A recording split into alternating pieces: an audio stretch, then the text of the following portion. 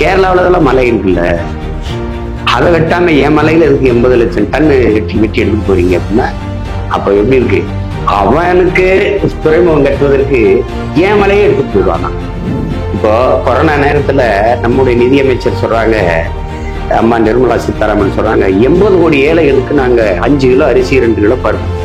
80 கோடி ஏழைகள் இருக்கா, மொத்தமே 130 கோடி, அதுல 80 கோடி ஏழை. அப்ப இத்தனை ஆண்டுகளா என்ன பண்ணிட்டு இருந்தாங்க? அதை செஞ்சேன் இதை செஞ்சேன்னு சொல்லவும் முடியாது, ஏன்னா ஒண்ணு செய்யணும். நாமளாவது நாங்க வந்து இதை செய்யறோம்னாலும் சொல்லலாம், அவங்க சொல்ல முடியாது. வந்த போது ஏன் செய்யலைங்கிற கேள்வி இருந்தாங்க. சாலைக்கு பேரு தேசிய நெடுஞ்சாலை, ஆனா 200 கிலோமீட்டர் ஒருத்தன் குறுக்கு கட்டையை போட்டு காசு வாங்குறானே, அவையாரு மலையை மணல் எல்லாம் வந்து நம்ம சேமிஞ்சது. அது உங்களால் உருவாக்க முடியாத ஒன்றை உங்களுக்கு அழிக்கிற உரிமையை யார் கொடுத்ததுன்னு, வளங்களை சுரண்டி கொழுப்பதை வளர்ச்சி என்று உங்களுக்கு கற்பித்தது யாருன்னு கேட்கிறப்ப ஒரு பேராபத்தை நோக்கி போயிட்டு. அப்போ ஒரு இத்தனை கோடி மக்களால் நிறுவப்படுகிற ஒரு அரசால முடியாத தனிப்பெரும் முதலாளிகளால தான் முடியும்னு நம்ப வைக்கிறத எப்படி ஏற்கிறது? இந்தியாவை 2 பேர் விற்கிறாங்க, 2 பேர் வாங்குறாங்க. இந்த 4 பேருமே குஜராத்திகள் தான். அண்ணா வணக்கம். வணக்கம் அண்ணா, நீங்க இதுக்கு முன்னாடி அரசியல் ரீதியா பிரச்சாரங்களுக்கும் போராட்டங்களுக்கும் பலமுறை கன்னியாகுமரி மாவட்டத்துக்கு நீங்க வந்திருக்கிறீங்க. இது இல்லாம நீங்க உங்களோட தனிப்பட்ட ஒரு பர்சனல் விசிட்டா கன்னியாகுமரிக்கு இதுக்கு முன்னாடி வந்திருக்கிறீங்களா? வந்ததுல உங்களுடைய மிக சிறந்த அனுபவங்கள் என்ன கன்னியாகுமரியை பத்தி? நம்ம தமிழ்நாட்டுல நமக்கு அழகான இடங்கள் சில இருக்குது. இப்போ ஊட்டி, கொடைக்கானல், கோவை, அதுல ஒரு பெரிய இடம் வந்து கன்னியாகுமரி. உங்களுக்கு ஒரு சுற்றுலா தலம்னு கூட சொல்லலாம். அப்படிதான் நான் அதிகமா இங்க வந்தது போராட்ட காலத்துக்கு. அப்ப உதாரணமா நம்ம ஐயா வழி நம்முடைய மூதாதை வைகுந்தர் அவருடைய கோயிலை வந்து அரசுடைமையாக்க போறோம் அப்படிலாம் இருந்தது இல்லை. அந்த மாதிரி நேரங்கள்ல பல காலகட்டங்கள்ல போராட்டம், மீனவர் படுகொலைக்காக போராட்டம் அப்படி வந்ததுதான். அதுக்கப்புறம் இப்ப இதுல என்ன தோணும்னா, அது கேரளாவில் ஒட்டிய பகுதி. கேரளா வந்து ஒரு உலகத்தின் ஒட்டுமொத்த அழகையும் ஒன்றாக சுருக்கினால் அது கேரளாங்கிறாரு வலம்புரி ஜான். அது கடவுளின் தேசங்கிறாங்க. என் மரங்கள் அடர்ந்து இருக்கும். அதுக்கப்புறம் கன்னியாகுமரியில தான். அந்த இதுல எப்பவுமே ஒரு பெருமிதம் இருக்கு. இந்த நிலம் வந்து எங்களோடு இருக்கிறதுல ஒரு பெருமிதம் இருக்கு. சிறப்புண்ண. 4 திணைகளை ஒருங்கே இணைஞ்ச ஒரு கன்னியாகுமரி தான் நம்மளுடைய மாவட்டம். குறிஞ்சி, முல்லை, மருதம், நெய்தல் அப்படிங்கிறது. இது என்னைக்குமே நாங்க வந்து குமரியாவே இருக்கணும் அப்படின்னு நாங்க நினைக்கிறோம். இதுல நீங்க குமரியில கண்டிப்பா இதெல்லாம் இப்படிதான் இருக்கணும், இதெல்லாம் இந்த குமரி இழந்துடவே கூடாது அப்படின்னு நீங்க நினைக்கிற உங்களுடைய பார்வையில? வளத்தை இழந்துடக்கூடாது. உங்களுக்கு வளத்தை இழந்தா நிலம் போயிடும். இப்ப மரங்கள்லாம் அழிஞ்சிட்டா கூட நம்ம நட்டு வளர்த்துடலாம். இப்ப நீரை உறிஞ்சி வித்தா கூட தேக்கி வச்சுட்டு போயிடலாம். மலை மணல் எல்லாம் ஒன்றும் நம்ம செய்ய முடியாது. அதாவது உங்களால் உருவாக்க முடியாத ஒன்றை உங்களுக்கு அழிக்கிற உரிமையை யார் கொடுத்ததுன்னு கேட்கிறப்ப, வளங்களை சுரண்டி கொழுப்பதை வளர்ச்சி என்று உங்களுக்கு கற்பித்தது யாருன்னு கேட்கிறப்ப EX மாஸ்டர். இது யார் அவங்களுக்கு இந்த வேலையெல்லாம் செய்ய சொல்லுது? அப்படி இது நீங்க உங்க தலைமுறையிலே வாழ்ந்து இந்த பூமியை தீர்த்து விட்டு போகலாம்னு நினைக்கிறீங்களா? அது நீங்க செய்யறது வந்து பல ஆயிரக்கணக்கான ஆண்டுகள் தாண்டி போய் உன் சந்ததிக்கு நீ செய்யற துரோகம் அவனுக்கு தெரியலையான்னு கேட்கிறப்ப அதுல கவனமா இருக்கணும். முன்னாடி இங்க ஒரு ஆட்சியர் இருந்தாரு, அவரு இந்த பிளாஸ்டிக் எல்லாம் தடை பண்ணி வச்சிருந்தாரு. தமிழ்நாட்டிலே இது ஒரு உதாரணமா இருந்தது. மறுபடியும் அவர் மாறினவொன்னு மறுபடியும் குப்பையாயிடுச்சு. கேரளாவில் நம்ம கொண்டு போக முடியாது. நீங்க பாக்குறீங்க, சில காணொலியெல்லாம் வந்திருக்கும். அது வந்து போட்டாலே சாதாரண மக்கள், பள்ளிக்கூட மாணவர்களே கோபப்படுவாங்க. அந்த மாதிரி பூமியை வந்து நம்ம வந்து குப்பை மேடாக்கிக்கிட்டு இருக்கோம். நீங்க நல்லா பார்த்தீங்கன்னா, நதி ஓடி கடல்ல கலக்கிறதை விட நெகிழி ஓடி கலக்கிறது அதிகங்க. கடல்ல வாழ்ற மீன்களின் எண்ணிக்கையை விட பிளாஸ்டிக்கின் எண்ணிக்கை கூடிருச்சுன்ற. இப்ப இந்தியா எவ்வளவு பெரிய நிலப்பரப்பு, இந்த நிலப்பரப்பளவுக்கு கடலுக்குள்ள பிளாஸ்டிக் குப்பை இருக்குங்க. செத்து கரைவதுங்கிற மீன்களில் எல்லாம் நீங்க வளர்த்த கீறி பார்த்தீங்கன்னா கிலோ கணக்கான பிளாஸ்டிக் நெகிழிகள் இருக்கு. அப்ப அந்த மாதிரி போகும்போது ஒரு பேராபத்தை நோக்கி நம்ம போயிட்டு இருக்கோம். நீங்க சொல்ற மாதிரி 4 திணைகளும் ஒருங்கே அமைப்பட்டது. இப்போ பகுதி ஆற்றலும் பன்மலை அடுக்கத்து குமரி கொடும் கொடுங்கடல் கொல்லன்னு முதல்ல மானுடன் தோன்றிய கண்டமே இதுதான். அப்படி ஒரு சிறப்பு மிக்க இடம். அதை நம்ம பாதுகாக்கணும். நம்ம நிலத்தை நம்ம தான் பாதுகாக்கணும். பூமிங்கிறது வைரமுத்து அந்த இதில் எழுதியிருக்கிறார் மகாகவிதியில, இந்த தாய்ப்பாலும் இந்த பூமி வந்து அவருக்கு சாதாரணமா படுது, அதனால மதிப்பு இல்லை. தாய்ப்பாலுக்கும் மண்ணுக்கு வந்து இப்போ தாய் நிலத்துக்கும் மரியாதை இல்லாத காரணம், தன் காலுக்கு கீழே மிதிவிடுவதாலேயே இந்த பூமியை நீ ரொம்ப சாதாரணமா கருதுற அப்படின்னு. அது அது நினைச்சு பார்த்தாலும் இதா இருக்கும். அது அப்பா நம்மாழ்வார் சொல்லுவாங்க, நீ தாய்க்கு ஒரு நோய் இருந்து அது சேய்க்கு வரும், பூமி தாய்க்கு ஒரு நோய்னா அது உனக்கு வரும். அதனால ஏன்னே தெரியல இப்படி கொரோனா வந்துருச்சு, ஏன்னே தெரியல இப்படி காய்ச்சல் வந்துருச்சுன்னா அது பூமி நஞ்சாயிடுச்சுன்னா ஒன்றும் பண்ண முடியாது. இந்த உலகத்துல நீங்க பார்க்குற எல்லாத்தையுமே தந்தது பூமி தான். வைரம், வைடூரியம், மரகதம், மாணிக்கம், இப்ப நீங்க பார்க்குற கட்டடம், எல்லாமே. ஆனா அந்த பூமி தாய்க்கு நம்ம என்ன கொடுத்தோம்னா நோயை தவிர ஒன்றும் கொடுக்கல. அதுல கவனமா இருக்கணும். குமரினா அழகு, அதை சிலைய விட்டுக்கூடாது, அதை பாதுகாக்கணும். அதுக்கு ஒவ்வொருத்தரும், நீங்களும் நானும் நினைச்சு போராடி பார்த்தாது, ஒவ்வொருத்தருக்கும் அது பொறுப்பும் கடமையும் இருக்கு. குமரி மாவட்டத்துல வந்து அரசியல் களம் இப்ப எப்படி இருக்குன்னு நீங்க நினைக்கிறீங்க? நம்மளுடைய வெற்றி வாய்ப்பு உங்களுடைய பார்வை? நாம தான் வெல்லணும். ஏன்னா இதுல பல கேள்விகள் இருக்குது. இங்க 10 ஆண்டு காலம் ஐயா மன்மோகன் சிங் இருந்துட்டாரு காங்கிரஸ், 10 ஆண்டு காலம் ஐயா மோடி. எந்த மாறுதலை நாடு அடைஞ்சிருக்கு, என்ன வளர்ச்சிகள் இருக்கு, எதுல முன்னேற்றம், நல்ல திட்டம்னு நம்ம சொல்லி கொண்டாடின ஒரு திட்டம் ஒண்ணுமே இல்லை. 10 ஆண்டு கால சாதனையை சொல்லி வாக்குக்க முடியாதவர்கள் கூட்டணி தேடுகிறார்.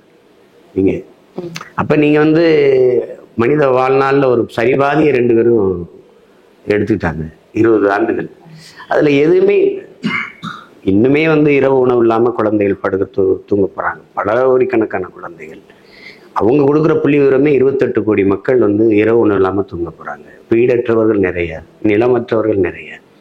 அடிப்படை கட்டமைப்புங்கிறது நமக்கு கல்வி, மருத்துவத்துக்கு ரொம்ப குறைவு.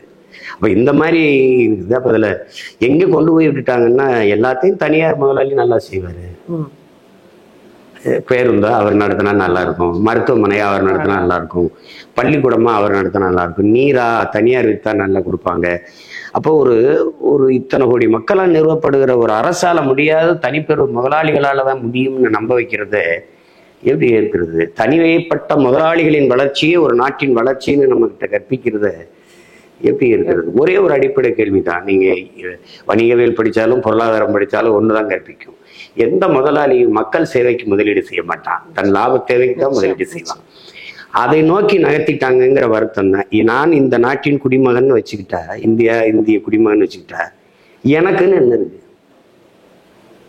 ஏன் சொத்து அப்படின்னு ஒண்ணும் இல்லையே, எனக்கு வருவாய் பெருக்கத்துக்கே ஒண்ணும் இல்லையே.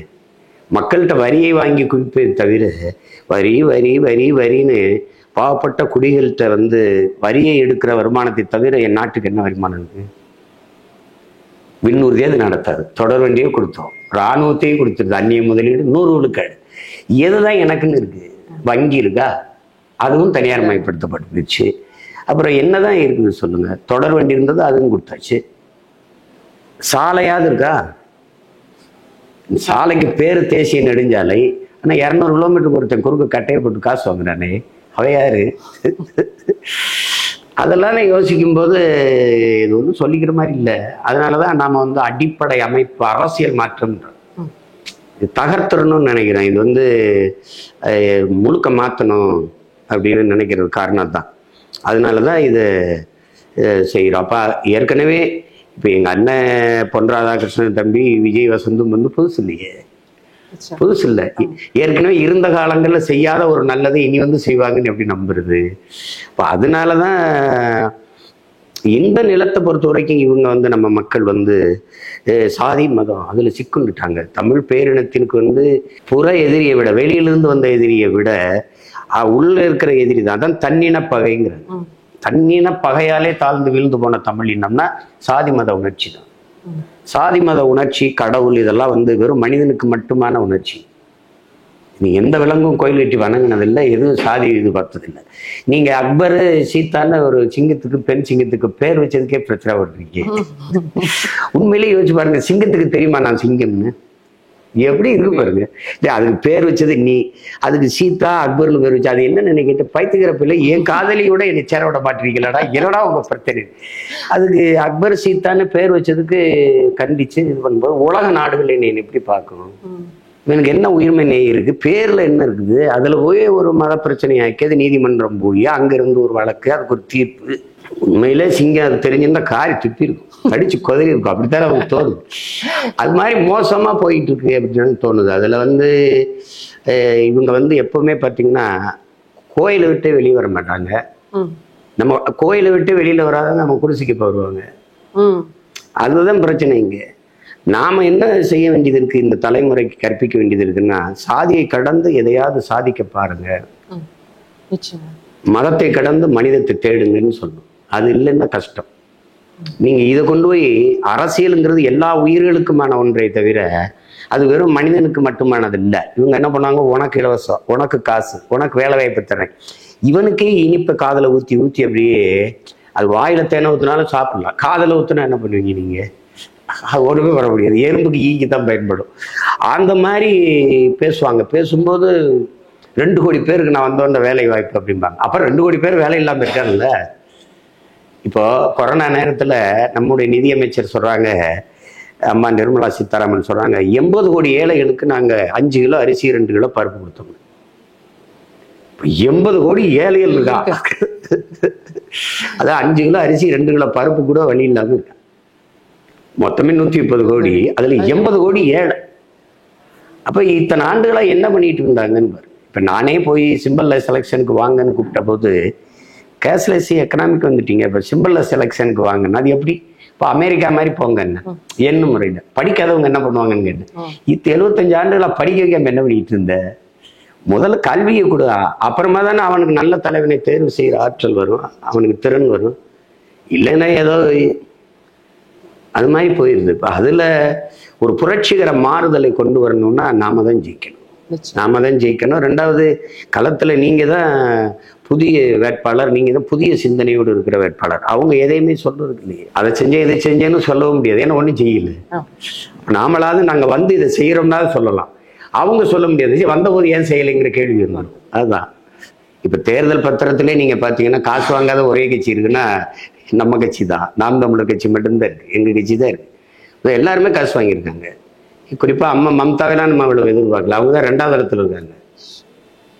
அதுக்கப்புறம் காங்கிரஸ், திமுக எல்லாம் வாங்கியிருக்கு. முதல் இடத்துல பாரதிய ஜனதா இருக்கு. அதை கேள்வி கேட்கணும். ஊழல் லஞ்சத்தை ஒழிக்கலாம், அது ஒரு நிர்வாக சீர்கேடு தான். வளத்தை சுரண்டி நிலத்தை கெடுத்துட்டீங்கன்னா என்ன பண்ண முடியும்? ஒரு பூமி தானே வச்சிருக்கீங்க. இப்போ நீங்க மழை இல்லைன்னா ஒரு நிலம் பாலைவனம் ஆயிரும், மழை இல்லாத நிலம் பாலைவனம் ஆயிரும். மழை இல்லைன்னா மழை இல்லை, மழை இல்லைன்னா உங்களுக்கு நீர் இல்லை, நீர் இல்லைன்னா சோறு இல்லை, சோறு இல்லைன்னா உயிர் இல்லை, உயிர் இல்லைன்னா வாழ்க்கை இல்லை, எதுவுமே இல்லை. அப்படி இருக்கிற சூழல்ல நீங்க சாதாரணமா மலையை மணலாக பார்க்க முடியுதுன்னா எப்படி பார்க்க முடியுது சொல்லுங்க? அப்போ ஊழல் லஞ்சம்னா ஒரு நல்ல நேர்மையான நிர்வாகி உட்கார்ந்தான்னு ஒரு நொடியில தீர்த்துடலாம். ஆனா எவ்வளவு பெரிய அதிபர், அமெரிக்க நாட்டின் அதிபர் கையெழுத்து போட்டாலும் மலை அரங்கலம் வளராதுல்ல.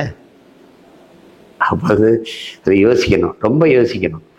அதனாலதான் தங்கச்சி கேட்கும்போது சொன்னாங்க பாருங்க, இது குமரியின் அழகு விடாம எப்படி கிளவி ஆகிப்போச்சு அப்படின்னு. அப்படித்தான் அவன் சொல்றான், கிளாடு பூரிங்க, நம் பூமி தாய் 18 வயசுல பாட்டி ஆயிட்டா, மரண படுக்கையில் படுத்து கிடக்குறா, காப்பாற்ற வாங்கடாங்கிறான். நம்மள மாதிரி ஆளுகளை தான் கூப்பிடுறாங்க. இருக்காரு பிரான்ஸ்ல மண்ணியல் ஆய்வறிஞர், 18 வயசுலேயே பாட்டி ஆயிட்டாடா, கற்பை கழிச்சுட்டாங்கடா, அழிச்சுட்டாங்கடான்ற. ஆதியில நம்ம பசிக்கு வேட்டையாடும் போது விலங்குகளை வேட்டையாடி உண்டோம், காய்கனிகளை தின்னோம், கிழங்குகளை சாப்பிட்டோம். அப்ப நம்ம தாய் கண்ணி கழியாம அப்படியே இருந்தா, ஆறா இருந்துச்சு, அருவியா இருந்துச்சு, மலையா இருந்துச்சு. இவங்க பண வேட்டை ஆட போனாங்கடா, நம்ம தாயை சிதைச்சிட்டாங்கன்ற. அதான் நடக்குது. இந்த மாதிரி கேள்விகள் தான் இப்ப நம்ம எழுப்ப வேண்டியது.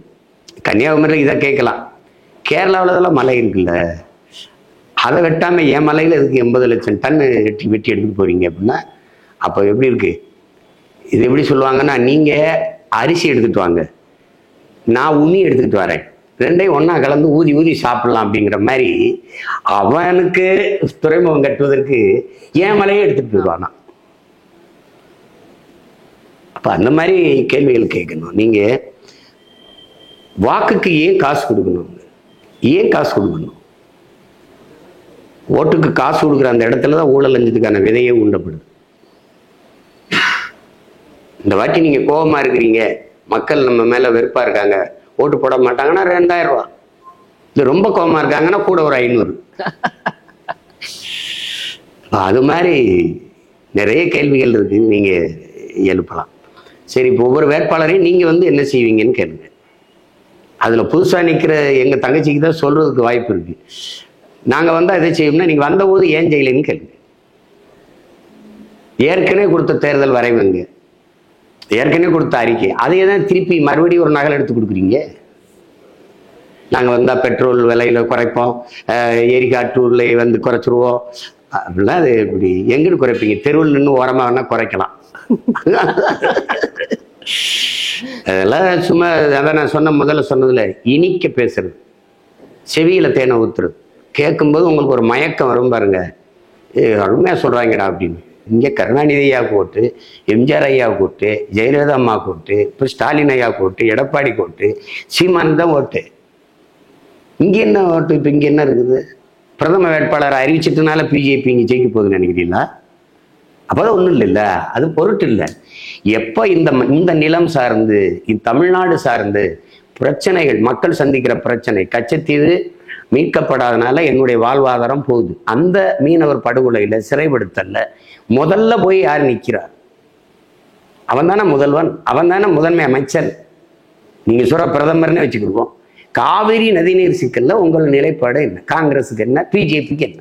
இப்ப பிரதமர் இருந்தா என்ன, இல்லைன்னா என்ன? எங்களுக்கு காவிரி பிரச்சனையில முதல்ல களத்துல போய் நிக்கிறது யாரு?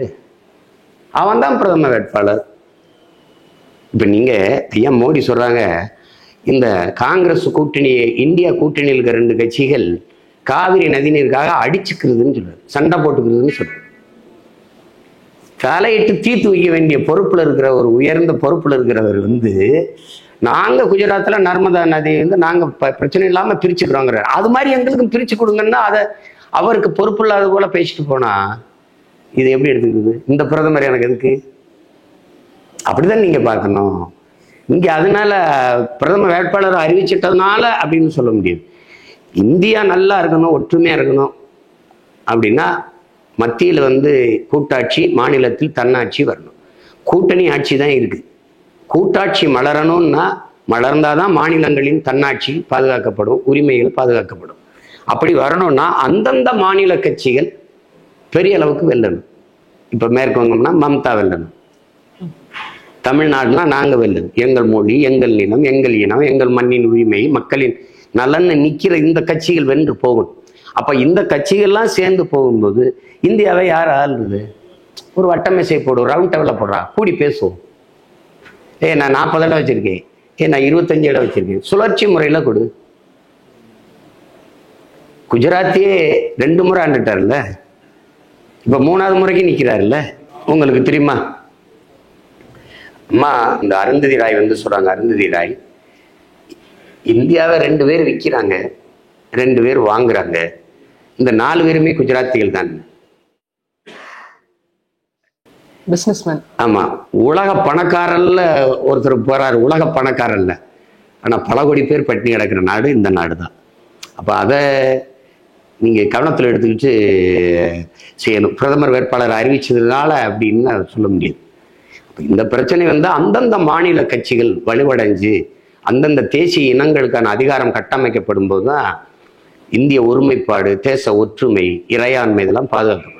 இன்னொன்னு, மீனவ சமுதாய மக்களை வந்து நம்ம கடலோர பழங்குடியினர் அப்படின்னு கிளாசிஃபை பண்ணணும் அப்படின்னு நம்ம நிறைய இடங்கள்ல பேசியிருக்கிறோம். அதை நீங்க எப்படி பாக்குறீங்க? எப்படி நம்ம செயல்? அது நம்ம முன்னாடி 2016 ஆட்சி வரைவுல கூட கொடுத்துருக்கேன். நான் தனி தொகுதி கொடுக்கணும்ன்ற பழங்குடிகளுக்கு ஆதிக்குடி, குறவர், அதுக்கப்புறம் கோலம், 3வது நம்ம பல்லர், அது அப்ப நிலம் பள்ளமா இருந்ததுனால வேளாளர், வேளாண்மை செய்யற வேளாளர், 4வது தாய்க்குடி வந்து மீனவர்கள், பறந்தவர்கள். ஏன்னா கடல் பரப்பு பறந்து இருந்ததுனால அங்க அந்த கடலை ஒட்டி கடல் அதை வச்சு அந்த வாழ்வாதாரத்தை வச்சு வாழ தொடங்கியதுனால நம்ம பறந்தவர்கள். அப்புறம் மீனை பிடிக்கிறதுனால மீனவர்னு வந்துட்டு காரண பேர் தான், குடிப்பெயர் பறந்தவர் தான். அது மாதிரி அப்படி இருக்கும்போது இந்த குடிகளுக்கெல்லாம் வந்து பழங்குடிகள்னு அறிவிக்கணும், ஷெட்யூல் ட்ரைப்ஸ்ன்னு அறிவிக்கலாம், பழங்குடின்னு அறிவிச்சு கூடுதல் கொடுக்கணும், சலுகை கொடுக்கணும். என்னை பொறுத்தவரை நம்ம பெண்களுக்கு எப்படி தனி தொகுதி கேட்கிறோமோ, இப்ப நீங்க பாருங்க, இந்த தொகுதியில நீங்க மட்டும்தான் பெண். அப்ப நான் என்ன சொல்றேன், இது கன்னியாகுமரி பெண்களுக்குன்னு ஒதுக்குனா எல்லா கட்சியுமே பெண்ணை நிறுத்துற நிலைமை வந்ததுன்னா அதுல யாரு அப்படின்னு வரும். அது மாதிரி பழங்குடி மக்கள்னு வச்சு இந்த மீனவர்களுக்கு தனி தொகுதி, குறிப்பா இப்ப ராமேஸ்வரம், ராமநாதபுரத்துல இருக்குது, இப்ப கன்னியாகுமரி இருக்கு, இல்ல இப்ப அந்த தூத்துக்குடி இருக்கு. இந்த மாதிரி ஒரு 5-6 தொகுதிகளை ஒதுக்கி கொடுக்கலாம். இப்ப நம்ம மட்டும்தான் 2 இடம் கொடுத்துருக்கோம், 2 இடம் கொடுத்துருக்கோம். மற்றவங்க எல்லாம் அப்படி கொடுக்கல. இப்போ அதுல சும்மா வெற்று வார்த்தையா சமூக நீதி இதெல்லாம் சொல்லிட்டு இருக்கிறது ஏற்புடையது இல்லைல்ல. அதனால அதை பழங்குடின்னு அறிவிச்சு கூடுதலா அவர்களுக்கு நம்ம செலவு கொடுக்கணும். கடலை ஒட்டி எங்களை வாழ விட்டாலே போதும், அதுல இருந்து வெளியேற்றுறது தானே எல்லா வேலையும் நடக்குது. ஆமா, இப்பவும் பாத்தீங்கன்னா நம்ம கன்னியாகுமரியில கடல்ல இருந்து 500 மீட்டருக்கு உள்ள இருக்கிற எந்த வீடுகளுக்கும் பிளான் அப்ரூவல் கொடுக்கல. நிறைய இடங்கள்ல பட்டாவே கிடையாது. அப்போ நமக்கு எப்பவுமே அது அவங்க ஒரு ரிஸ்க்லயே தானே இருக்கிறாங்க. எப்ப வேணாலும் அவங்கள காலி பண்ணிடலாம்.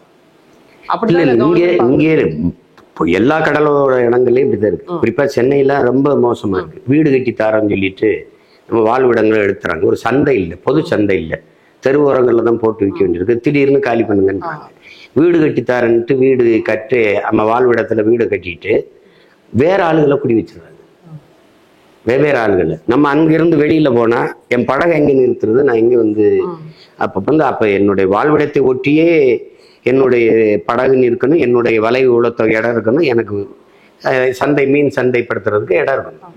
அது இருந்து ஒரு இடத்துக்கு ஒரு இடம் தூக்கிட்டு போகணும் அப்படின்னா, வாழ்விடத்துல இருந்து ரொம்ப தூரம் போனேன்னா நான் எனக்கு இந்த போக்குவரத்து எடுத்துக்கிட்டு போறது இருக்குல்ல, பொருள் எடுத்துட்டு போற இடப்பெயர்வு கொண்டு போற அந்த செலவு தான் இந்த மீனை வித்து கொண்டு வர முடியும். ஒழிய எனக்கு ஒண்ணுமே கிடைக்காது. அதனாலதான் மக்களின் வாழ்விடத்திலே அந்த சந்தையை ஏற்படுத்துங்கன்றோம். அப்ப அந்த மாதிரி செய்யணும். அது கடினம், அது கடினம், ரொம்ப கடினம். அந்த மாதிரி இதுகளை நம்ம அந்த சிரமங்களை தராம இருந்துட்டாவே நம்ம மக்கள் நிம்மதியா இருப்பாங்க. இப்ப நம்ம மாவட்டத்துல இந்த நெட்டை தென்னை, அதுக்கப்புறம் மட்டிப்பழம், இதெல்லாம் புவிசார் குறியீடுகள், GI இண்டெக்ஸ் டேக் உள்ள பொருட்கள்.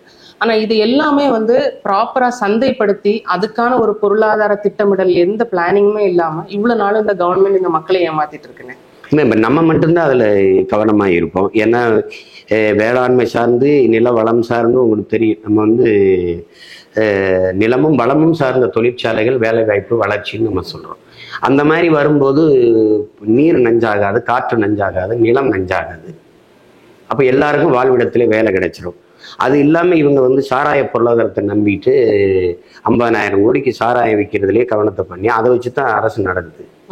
அப்ப அந்த மாதிரி பாலின் சந்தை மதிப்பு மட்டும் அன்னைக்கு நம்ம 16ல் 3 லட்சம் கோடி இருந்தது, இப்ப 9 லட்சம் கோடிக்கு தொடுது. ஆவின் பால் விற்கும் அரசு, வளர்க்காது. மாடு எங்க இருக்கு? பால் நீங்க லட்சக்கணக்கான லிட்டர் விற்கிறீங்க, மாடு எங்க? அப்ப இந்த பால் எங்க இருந்து வருது உங்களுக்கு? நீங்க வெளியில இருந்து வாங்குறீங்க, ஏன் நீங்க வளர்க்கல? அதுல என்ன உங்களுக்கு பிரச்சனை இருக்குது? அதுதான் பிரச்சனை. நம்ம தாத்தா காமராஜர் மாதாவரம் பால் மாதாவரத்துல கொண்டு வந்தாரு. அது நிறைய பேர் அரசு வேலை தான் செஞ்சாங்க. இவங்க அதை தொடராம மூடிட்டாங்க. அந்த மாதிரி நிறைய வெளிநாட்டுக்கெல்லாம் போறாங்க, இவங்க சுற்றி பார்க்குறாங்க. ஆஸ்திரேலியா போறாங்க, சுவிட்சர்லாந்து போறாங்க, டென்மார்க்லாம் போறாங்க, பிரேசில்லாம் பார்க்குறாங்க. ஆனா இதையே கத்துக்கிற மாட்டேங்கிறாங்க, நமக்கு தெரிய மாட்டேங்குது. ஒன்றும் சொல்ல முடியாது, இவங்ககிட்ட ஒன்றும் சொல்ல முடியாது. அதெல்லாம் அவங்கெல்லாம் நல்லா பண்ணியிருந்து செஞ்சுட்டா அப்ப நம்ம தேவைப்பட மாட்டோம்ல. நம்ம இதுக்கு எங்க தலைவர் என்ற சொன்ன மாதிரி தான், யாருமே சரியில்லைன்னு. எல்லாரும் சரியா இருந்தா நம்ம எப்ப போராட போறோம்? வெற்றிடத்தை காற்று நிரப்பும் மாதிரி இவங்க செய்யாததை நம்ம செய்யணும். இப்ப நமக்கு தேவை இருக்கிறதுனால மக்கள் தேடுறாங்க. ஏதோ இந்த பிள்ளைங்க சொல்றது கொஞ்சம் இவங்களாவது செய்வாங்களான்னு ஒரு ஏக்கமும் எதிர்பார்ப்பு இருக்கிறதுனாலதான் நமக்கு வாக்களிக்கிறாங்க. அதனால நாம தான் வெல்லுவோம், உறுதியா வெல்லுவோம். நிச்சயமாக. கடைசியான ஒரு கேள்வி, நிறைவான ஒரு கேள்வி. கன்னியாகுமரி மாவட்டத்துல இருக்கிற மிகப்பெரிய ஆளுமைகள்ல உங்களை கவர்ந்த ஆளுமை? எனக்கு சாதிய தீண்டாமை, இழிவு, கொடுமையில் இருந்த காலத்துல ஒரு பெரிய புரட்சி செய்து முடிசூடும் பெருமான் என்கிற நம்மளுடைய பாட்டனார் தான், வைகுந்தர் தான். அவர் அந்த காலகட்டத்துல 18ஆம் நூற்றாண்டுல உங்களுக்கு தெரியும் எவ்வளவு கொடுமை இருந்ததுன்னு உங்களுக்கு தெரியும். அதை எதிர்த்து செஞ்ச ஒரு எதிர் புரட்சியாளர். கோயிலுக்குள்ள உள்ள வந்த தீட்டுன்றான், கோயிலுக்குள்ள போகாதரா, கோயில் நமக்கு தீட்டுறான்னு வெளியில வந்துட்டாரு. அப்ப உள்ள சாமியை கும்பிட முடியாது. சரி, கண்ணாடிக்கு முன்னாடி நில்லு, நீ தான் கடவுள், நீ தான் தெய்வம், உன்னையே கும்பிடுன்ட்டாரு. பட்டை அடிக்க முடியாது. சின்ன வயசுல முடிசூடும் பெருமான் அவர் பேரை முடிசூடும் பெருமான் அப்படின்னா பனம்பு மாலையை அணிந்து கொண்டு நாட்டை ஆண்ட பரம்பரையில் வந்ததுனால முடிசூடும் பெருமான் முத்துக்குட்டின்னு பேரை மாத்துறாங்க. எதுக்குடா நம்ம பேரை மாத்துறாங்க? அப்பவே யோசிக்கிறார், 7 வயசு இல்லையோ. ஸோ வச்சு அவருக்கு அப்பவே அந்த சிந்தனை இதுபடுது. அதே மாதிரிதான் எங்க தலைவரும் 7 வயசுல அவருக்கு தோணிடுது, பிரச்சனை தோணிடுது. அப்போ அந்த மாதிரி வந்து பட்டையை எப்படி போடக்கூடாதா? சரி இப்படி நிமித்தி போடுறான். இடுப்புக்கு மேலதான் வேட்டி கட்டணும், முட்டிக்கு மேலதான் வேட்டி கட்டணுமா? சரி மிச்ச துணியை தலையில கட்டுறான். இது எல்லாமே பாருங்க ஒரு எதிர் புரட்சியா இருக்கும். அப்ப அந்த மாதிரி ஒரு பெரிய புரட்சியாளர் வந்து அவர் வணக்கத்துக்குரிய இரையாயிட்டாரு அவரு.